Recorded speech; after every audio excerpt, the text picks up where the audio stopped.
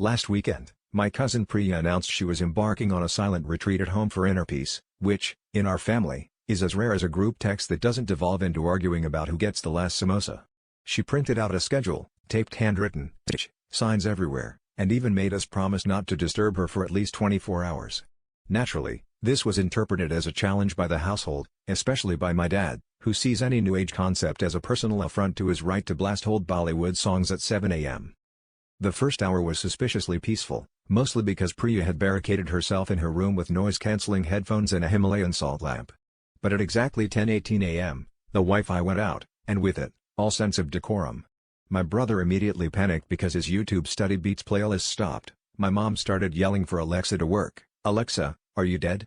And my dad used this as an excuse to call every relative in the city to complain about modern technology. Our collective volume probably woke up the neighbor's goldfish.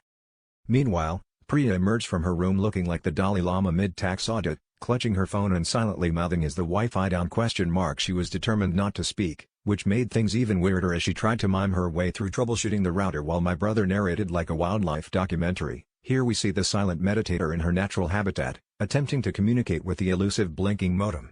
All of this was happening while my mom, unfazed, decided this was the perfect time to turn on the blender for her famous coriander chutney, adding a soundtrack of industrial chaos to the already tense retreat. At some point, my dad, desperate for quiet, started Googling how to meditate with a blender running using his mobile data, while I pondered whether inner peace could be achieved in decibels.